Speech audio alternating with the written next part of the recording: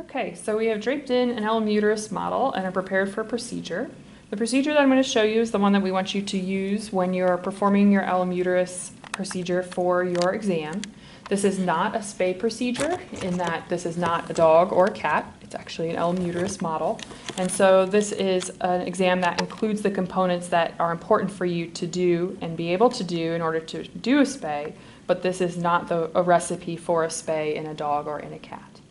So in the model, we're going to go ahead and get started. And so it has the skin layer that's here. I've draped it in pretty wide. I'm going to go ahead and make my primary incision. So I want to go through the skin layer all in one cut, as opposed to having to make multiple cuts through the skin, which gives me multiple skin incisions. So I'm going to tense the skin perpendicular to the direction that I'm cutting. And I'm using a slide grip here, which is better for a longer incision. If I were doing a very small incision for a drain or something like that, I might use a pencil grip instead. But we're going to use a slide grip. And my goal is to go through all the way through the skin layer in the first, but not to go through too much subcu. And the reason is because I don't want to accidentally end up entering the body cavity before I'm ready to do that. So at this point, now I need to go and dissect through my subcu layers to find the body wall. And so I'm just going to take a few sharp cuts here. This is sharp dissection that I'm doing. In your live patient, you may also do a little bit of blunt dissection as well, but in the models that doesn't work particularly well. At this point, I'm able to see the body wall, so that means it's time for me to make my reverse stab incision. So I have two options on extending my abdominal incision, and I have to make that decision now to know which end of the incision to do my stab incision at. So if I'm going to extend my body wall incision using scissors, I need to make my stab incision at the caudal portion of the patient. That way, when I carry my scissors in my dominant hand, they'll go ahead and cut. On the other hand, if I'm going to extend with the blade, I should make my incision cranial. And that way, when I do that and pick up my blade, then I can extend both caudally in that direction. So I'm going to demonstrate how to do with the blade because I think it's a little bit more challenging because students haven't been cutting with blades for quite as long as you guys have been cutting with scissors. So I'm going to go ahead cranially and I'm going to try to get some of the body wall here. And in the live patient, this works better than it does in the model. So the model doesn't stretch very much without breaking, so don't pull up too hard. In your live patient, you're going to tent this up enough that you have it pulled away from any organs that are underlying. I'm going to take my scalpel and point it so that the blade is up as opposed to down. So this is a reverse stab incision. I am using a pencil grip and I'm going to rest the base of my hand on my patient. That gives me a good bit of stability as I'm going ahead and passing the blade into the patient. So I'm going to create, and I'm going to need to come a few millimeters back from the forceps. So don't cut right on your forceps because in that you end up cutting and getting your blade dull and not having enough space there. So come back just a couple millimeters and you're going to pass the blade all the way into the abdomen and then bring it out. And so at this point, I am going to take my thumb forceps and do what I tell students never to do, or almost never, which is to palm them. And so almost always we're holding thumb forceps as an extension of the thumb and index fingers, but in this particular case, we do palm them. And so you can go ahead and put the thumb forceps in the hole that you created, and then I'm going to gently lift up. And so the process of lifting up, what I'm doing is pulling the body wall away from the patient's organs. And so then what I'm going to do is slide the blade and the handle down. I'm going to have my assistant stabilize the model, if you can reach in under the bottom, just so it doesn't decide to move. And then I'm going to try to extend in one consistent movement. And so doing that in one movement allows you to not end up with a jagged edge. And so at this point, I should be in the abdomen. So when we look at the cut edge, there's skin, there's a foam subcu layer, and another silicone body wall layer. I did extend my body wall incision almost as big as my skin incision, so it doesn't make sense to make a very large skin incision and then a very small body wall incision. The reason is because then why did you make such a large skin incision? So we want to match them pretty close in size, and we've done that. So we are going to, here we're going to reach in and use fingers to get the uterus out. In terms of using a spay hook, we will teach you that in some of the labs, but for now just reach in and we're going to come up with a reproductive tract here. And so what we have loaded in here is Penrose drain that's been knotted into reproductive tract. And so what we're seeing here is a knot here for the cervix. So this is a patient's, the caudal aspect of the patient, a uterine body, 2 uterine horns, knots for ovaries, and then ovarian pedicles. Your models will also have a suspensory ligament on them as well. And so what I'm going to do first is show you how to break that suspensory ligament. And I'm going to switch to a model that's clear to do this so that you can see what's happening inside of it, so there's not some mystery associated with it. So here's the clear model, and so you'll see the suspensory ligaments are attached near the ovary. So the suspensory ligament is what keeps the ovary from coming out very far and being convenient for you to work on. So I've reached in and I've grabbed a uterine horn. And so at this point, what I'm going to do is I'm going to go ahead and clamp across the proper ligament. And then I'm going to use this as a handle so that I can provide a little bit of traction on the pedicle so that I can break the suspensory ligament. And so when I take my hand, and for most of us it works best to do this with your dominant hand because it actually does take some strength. When I take my hand and slide it down, what I'm doing is palpating this pedicle. And part of this pedicle is going to feel very tight. That's the suspensory ligament. And part of it is going to feel loose and squishy. That's the part that's not ligamentous. That's the soft tissue part. And my aim is to put it under a little bit of traction and then to break the suspensory ligament. Surgeons differ on the way that they choose to do this. Some will break medial to lateral and some lateral to medial. So I'm going to go ahead and put some pressure on it. Some will say that you strum it and break it. Some people will say that they reach in and they just kind of stretch it. I'm one who tends to just kind of stretch it until it breaks. At that point, you should get much better exteriorization of the ovary, and you'll have a little bit of ovarian pedicle here to do. Okay, so we're going to switch back to the model that you'll be working on too, and we'll just pick up the same point. So at this point, I'm going to have my assistant hold the clamps. Now, when I did the suspensory ligament, I held the clamps, and the reason is because I'm the one who needed the handle at that point. At this point, I'm going to have my assistant hold those. If you're having an assistant, then you want to place the rings of the instruments towards the assistant to hold them. If you place the rings towards yourself, the assistant's not going to hold them. So if you're working by yourself, that's what you'll want to do. If you're working with an assistant and you place the rings towards yourself, you've effectively communicated, I don't need your help, please just watch what I'm doing. So I'm going to start with the clamp that goes the furthest proximal, and then I'm going to place the next one distally. And so what I have here are 3 clamps. The distal clamp is across the proper ligament, which is in between the ovary and the uterine horn. I have a middle clamp and a proximal clamp, both on the ovarian pedicle. So this is a modified 3-clamp technique and works well for most of our patients. I have 2 kinds of suture that I'm using today. So this is PGA, it's a multi-filament absorbable suture. And then I have PDO that I'm going to use, or PDS that I'm going to use for closing. This is a monofilament absorbable suture. We want you to be able to handle both multi and monofilament sutures, so that's why we have you use both of them. The PGA does have a little bit of a slippery coating on it, so what that means is when you're tying knots in it, a square knot in the model is not going to be effective. You're going to have to use a surgeon's or a miller's. The same is not true when you use it in live tissue. In live tissue, the tissue, the moisture in the tissue will make it handle better, so it may not behave the exact same way in live tissue.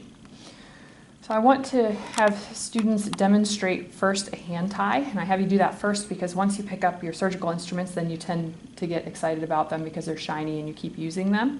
So get that hand tie out of the way first. So I'm going to go ahead and do a surgeon's knot for a hand tie, and I'm going to ask my assistant to please remove the proximal clamp. And so this first ligature that I'm tying is going to go in the crush of the proximal clamp. In other words, the smashed tissue where that clamp was removed.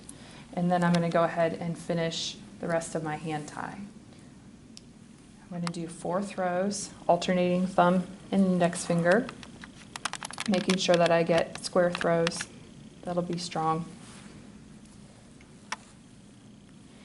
With a multi-filament suture like PGA, you have to make sure that each throw is tight, so you can't tighten it at the end or have any hope of tightening them through, so there is that to consider.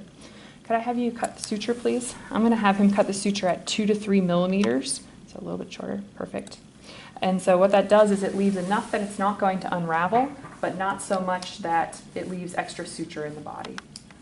And then I'm going to take his clamp back. So my second ligature on this pedicle, now if you want to, you can switch to doing instrument ties. If you do an instrument tie, reach the instrument through to get the suture as opposed to feeding the suture through because this is a bit more efficient. And then in between the first ligature and the middle clamp is where I'm going to put my second ligature. And so I can either go ahead and wrap and grab to do a surgeon's throw, or I can form that over the top of my index finger, and I'm choosing to do that because sometimes that tail end wants to run away from me and this keeps it in place. So I'm going to pull that down, and as I do that, because this is close to the middle clamp, I'm going to have my assistant flash open the middle clamp. So he's going to open that clamp, and I'm going to pull this down, and then I'm going to ask him to please close that clamp while I'm still holding tight. And what that does is allows this tissue to return to a cylinder shape so that it will be, the ligature will be tighter. So if you tie close to a clamp, you need to have them flash the clamp, and failing to flash the clamp means that your ligature may not be adequately tight. And keep in mind, if he's the one cutting the suture, he's the one who needs to see where the suture is. So a lot of students will hold the suture up and then they'll cut where they would need to see it to cut it, but it's the assistant who needs to see it. So at this point, I have 2 ligatures on, which is good, and I still have 2 clamps. So what I'm going to choose to do is I'm going to cut in between 2 clamps. Because this is an ovariohysterectomy, the ovary has to go out, which means I need to make sure that all of the ovary leaves the patient. So I'm going to cut right along the side of this middle clamp. You can cut with scissors or with a scalpel blade. I'm going to demonstrate with a blade. I usually will take the instruments back from my assistant, mostly because he doesn't want to have his hands near my blade anyway. Believe me, he feels better farther away from cutting instruments that he is, and also because it gives me the ability to stretch very gently the tissue in between these two.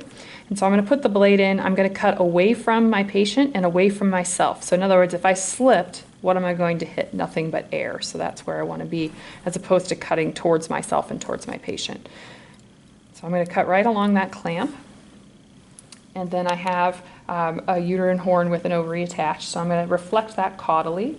And then I'm ready to go ahead and check a pedicle and see whether I might have any miraculous bleeding today. So I can either remove this clamp or I can ask my assistant to remove it. Either is fine, but I'm going to go ahead and remove it while I'm holding it with the forceps. I don't have any bleeding. I'm going to gently tuck that back into the body. The way we find the second uterine horn is to use the first uterine horn, follow it down to the uterine bifurcation, and then follow up to the second ovary. At this point, I'm going to go ahead and repeat what I did for the first one, which would be to clamp across the proper ligament. And then I'm not going to break the second suspensory in this one, but that would be my next step, would be to reach down, to put that under traction, to break the second suspensory ligament. Once I've done that, now my assistant can hold those clamps for me. And I'm going to place 2 more. So I'm going to place the proximal one first, and then the distal one. If I'm using a combination of curved and straight clamps like I have here, then you want to put the curved clamps distally and the straight ones proximally. If you put the curved ones proximally, then the curve bumps into the straight clamps next to it. So for this ligature, I'm going to choose to do a Miller's knot. And this is a ligature that is very strong and very secure, especially for pedicles that may be larger. So I create that X, come up through the center, reach under one side to grab the end, and then I'm going to have my assistant remove the proximal clamp, please. And then I'm going to bring down this ligature in the proximal crush. Okay, so this is a modified 3-clamp technique, which means that first ligature always goes in the crush of the proximal clamp. And I'm going to put on a total of 4 throws so that I have a secure ligature.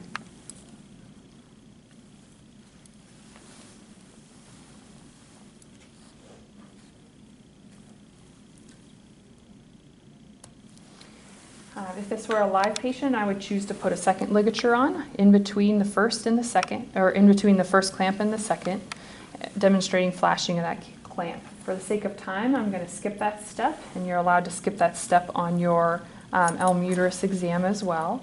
I'm going to take the clamps back from my assistant, put them under gentle tension across here. Ovary has to go out, so I'm going to cut along this proximal clamp.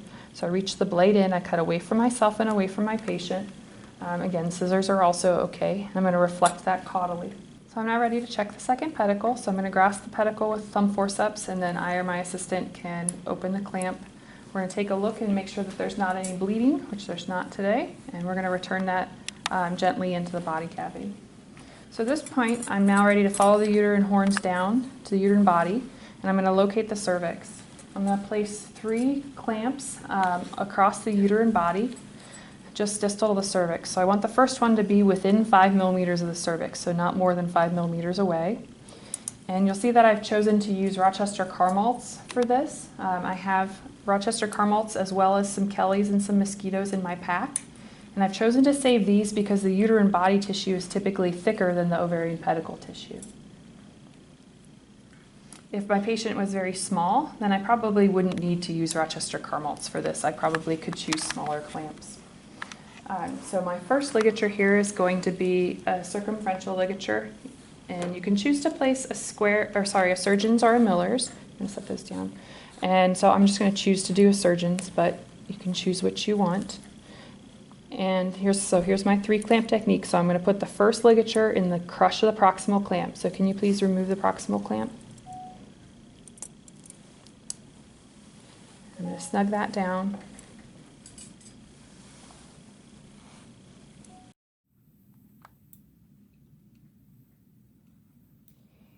And then for my second ligature here, I'm going to demonstrate a transfixing ligature. And so a circumferential ligature is a good quality ligature, but one of the risks that it has is that it potentially could slide up and down what it is that I'm tying off. The fix to that is a transfixing ligature. And so if I do a transfixing ligature, I do need to switch then to having a needle on. So I'm going to go ahead at this point and switch to my monofilament, my PDS. And so what I'm going to choose to do here is to place my transfixing ligature second. So it's going to go in between my first ligature and the first clamp. Okay. So what I'm going to choose to do is go ahead and put the needle down through the tissue.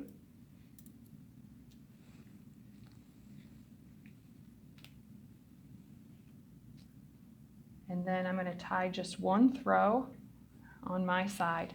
And then what we like to do is to have this knot, and then I'm going to basically put the other knot on the far side. So 1 throw here and 4 throws on the other side.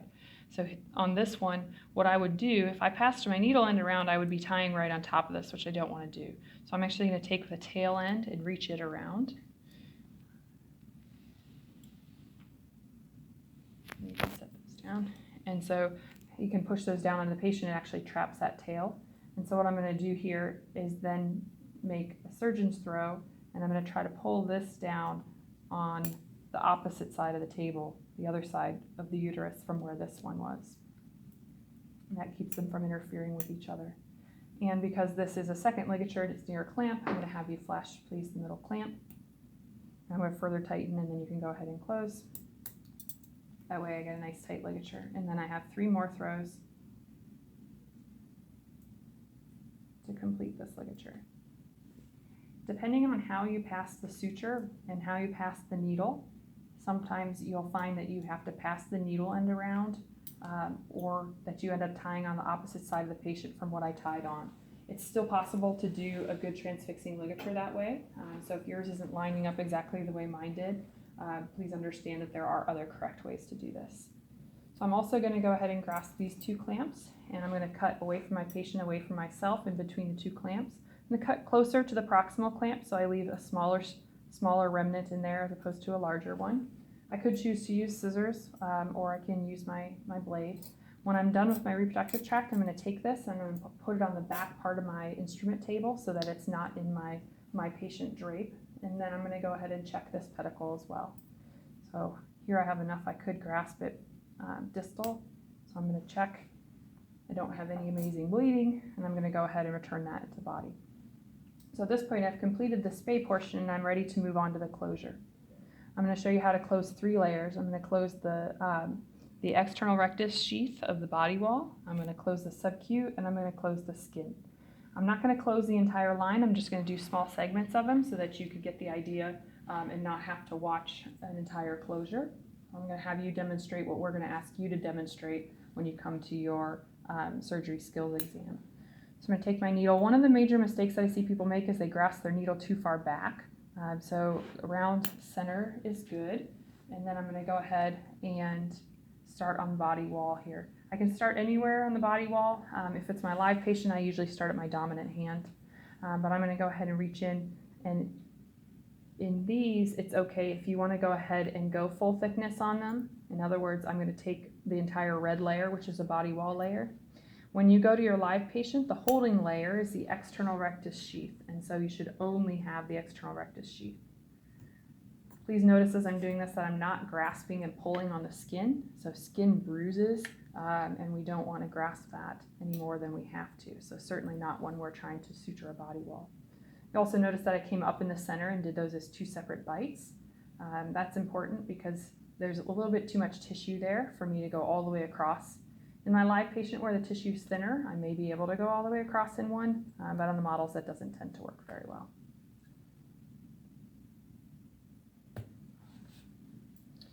So my second suture I'm going to place about 5 millimeters away from my first. If I go longer than 5 millimeters, what it tends to do is create the potential for herniation of some of the abdominal contents, particularly falciform fat or omentum. So I'm going to make sure I'm within 5 millimeters. The other 5 millimeter measurement is 5 millimeters back from the cut edge, so I need a pretty decent bite. And so you'll see that I'm grasping body wall again.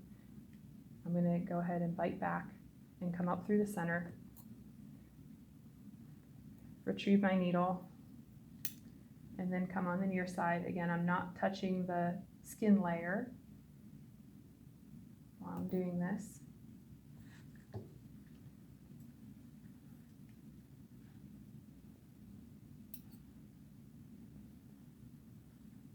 With a monofilament suture like this, unless there's tension on the closure, in other words, unless I had taken out a mass or something where there was some lateral tension when I tried to close, I should be able to get by with just square throws as opposed to surgeon's throws.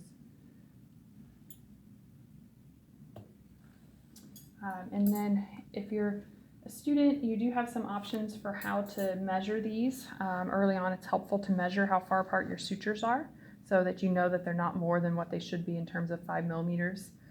The other way that you can look at measuring them is if you use a Rochester Carmalt. If they're adequately spaced, you should not be able to get the tips of the Rochester Carmalt in between the sutures. Note that the tips of different sized instruments are different, so that's true only for your Rochester Carmalts. So at this point, I'm going to go ahead and perform a subcutaneous closure. Obviously in the live patient, I would do these all the way end to end. So I'm going to go ahead and grasp the tissue. So the best in the live patient, I'm going to grasp the subcu tissue. In the models, it's okay if you want to grasp the skin, but try not to have that habit follow you to live surgery. So I'm going to start on my near side. I'm going to bury a knot. I'm going to go deep to superficial on my near side. And I'm just trying to get subcu. So I'm getting some foam, I'm getting the mesh layer in the middle of the foam and a little bit of foam on top of the mesh layer. Sometimes it'll pull through the foam, but it does always hold the mesh layer. I'm going to take that tail and I'm going to point it towards the center. And I'll show you in a minute why I do that. I'm going to grasp again the subcu tissue, and this time superficial to deep. And I'm going to draw my needle up towards the middle of the incision. And so that way, when I pull the extra out, now my 2 ends are both towards the center. So in other words, one of them's not here and the other's here. If I tie over top of that superficial piece, then my knot won't bury. So I want to make sure that I get those on the same side. I'm going to pull parallel to my incision. So square throw would be here, but I'm going to pull parallel. The reason I'm choosing to do that in this case is because it helps the knot to bury better because it drops through the tissue layers. So if I'm trying to bury something, then I can pull parallel. And then I'm going to hold up just the side that is short for my assistant to cut. If I hold up both ends near to each other, I'm telling him please cut both of them, which I don't want to do unless I want some more practice in burying a knot. So I have a nice deep knot, and I need one more half bite on my near side to keep it that way. So on the near side, now I'm going to go deep to the knot right next to it. And I'm going to go deep to superficial in the subcu. And what that does is it brings that knot and pulls it nice and deep and buries it. And then for the rest of the sub-Q layer, all of my bites are going to be superficial to deep on the far side, deep to superficial on the near side. So I'm going to go ahead and do those. We usually will put them about 5 to 8 millimeters apart, and you still need a pretty good bite back. So still a 5 millimeter bite back from the cut edge is good. Sub-Q tissue is unstructured. It's a little bit squishy, and so because of that, sometimes there'll be some variation in how the stitches look when you're done. I'm just going to place a couple of stitches and then show you how to bury the final knot here.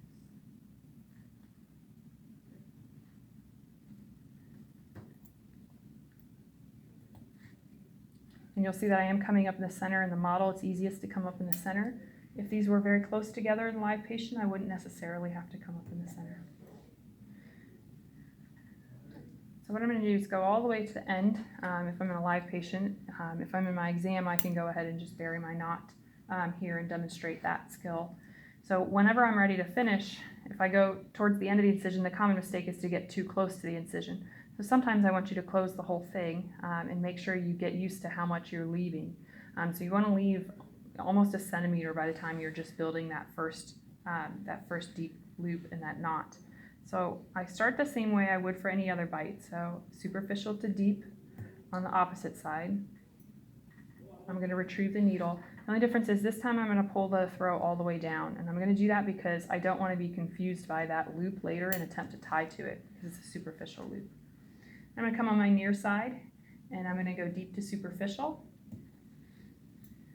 And then I've created the loop that I'm going to use to tie to. So this is my deep loop. This end is still superficial, so I still have one more bite that I need to make. I need to go superficial to deep one more time and bring the needle up next to the loop so that I can bury a knot here. It's important that I pull the needle up on the same side of the last stitch as the loop is. And so when I'm ready to tie for this, what I should see is a deep loop and a deep end right next to each other with nothing in between. So some people describe looking at elephant ears, and that's fine too if that works for you to visualize that. When it's time to tie to a loop, I need to be very careful not to get half hitches when I'm tying to a loop because it's very easy to. And so I want to pull snug enough that I'm going to get the sub-Q tissue opposed. So I don't want to see body wall through the sub-Q, but I don't need to over tighten. This isn't a very strong tissue, so I don't need to, I'm not going to rely on it for keeping basically the insides as insides. So after 4 throws, I'm going to go ahead, and you'll see I pulled those parallel too. I'm going to go ahead and have him cut both ends of these. And then I'm going to go ahead and move on to skin layer, and I'm actually going to get a new suture because that one's a little on the short side. Can I get another 2-0 PDS, please? And so the skin layer is very similar to the sub-Q layer in terms of the pattern I'm going to use, and I'll just highlight a couple of differences. So again, I'm going to suture from my dominant hand to non-dominant. Again, I'm using a monofilament suture, and so I try to handle the skin as little as possible. And so you may see me gently grasp it. You may see sometimes with the thumb forceps closed, I just kind of push it to the side. So the less that I can handle the skin will give me a better, sort of a happier patient post-op, as well as less bruising in the skin layers. So my first bite is going to be a deep to superficial. And when I say deep, the deep bite goes in the sub-Q and the superficial comes out the skin. And so that is the basis of that buried knot. So that first buried knot is going to look very similar to what the one underneath it looked. I'm going to again turn the tail towards the middle of the incision and then come on the side opposite and go in. Superficial will be in the cut edge of the skin and the deep bite will come out through the sub-Q. And so what that does is it makes it so that my knot will bury into the sub-Q layer, which is what I want to have happen.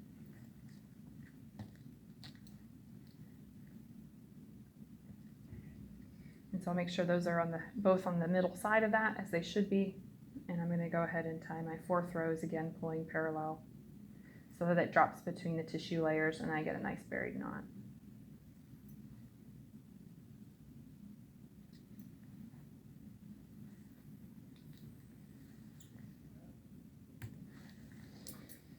in order to get the skin edges to pull over top of that buried knot, I actually come back for my first bite just a little bit behind the knot. And so what I'm going to do is take a small bite here. And so I'm going in and out through the cut edge. So both of these are superficial bites. And this is one of the ways that it differs from the subcu layer. In order not to get gapping across here, my first few bites I do fairly small bites so that I can get a number of bites in and pull that behind, pull the skin over top of that knot. So I'm going to come back behind the knot just a little bit on this bite also, superficial to superficial. And so when I retrieve this, then it should pull that over top of that knot and I should get good apposition there. I want gentle apposition on the skin, but I do want those skin edges together. So in contrast to the subcu where I was going superficial to deep, here I'm doing all of these as superficial bites in and out through the cut edge of the skin.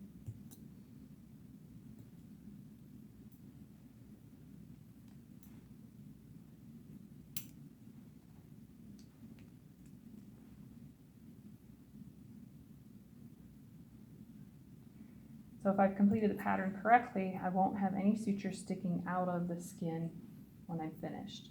So at whatever point I get nearing the end, again, don't get too close to the end or you won't have enough room to bury the knot, I can go ahead and start the process to bury the knot.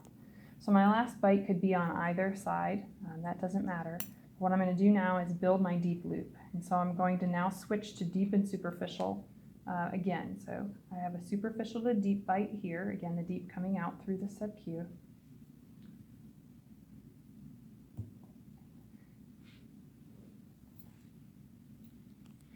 And I'm going to pull this throw all the way down because that's a superficial throw and I want a deep loop. So I don't want to accidentally tie to it. And then deep to superficial on my near side. And that creates a deep loop that I'm going to use to tie to. And then I have one more half throw on the side opposite half bite. One last superficial to deep, and that gets this end deep for me to tie to.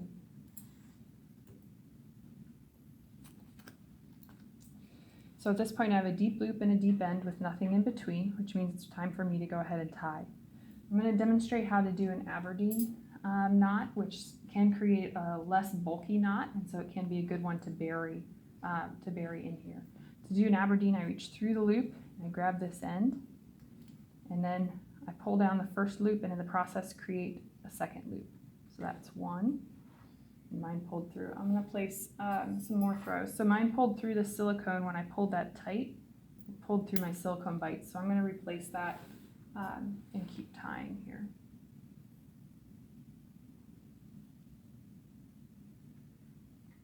I'm going to make sure I catch a mesh layer because the mesh is what will keep this from pulling through.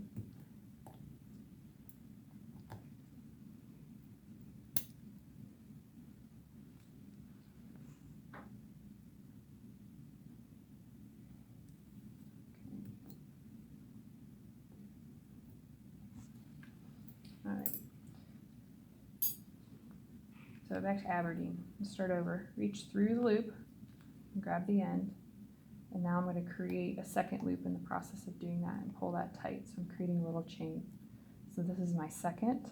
Reach through, make a different one. Each one needs to be pulled down nice and snug. You can kind of snug them down towards the body. Reach through a third time. Fourth. So this is a 4 plus 1. So I've done 4. And now my plus 1 is I reach through the loop and pull the end through, and this time I'm going to pull this one all the way down and snug it tight. So what I'm left with is this long chain, and these we do have to smurf the end. The way that you would smurf the end is to take the needle and you go back just behind the knot, go deep into the subcu, and then come out through the skin. And you typically will come out just past the end of the incision. Because I'm not at the end of the incision, you could come out the side here instead. So deep through the subcu, and then pull this, and then I give it a sharp tug, and it flips the knot upside down and helps it to bury. And then we can go ahead and cut that end. Okay. So again, this is not how we spay a live patient. Thankfully, this patient's not alive. We didn't even need any anesthesia today. But we did go through and demonstrate the surgical skills that will subsequently be used for your surgical skills exam and also are the ones that provide the basis for the surgeries that you do during your third year.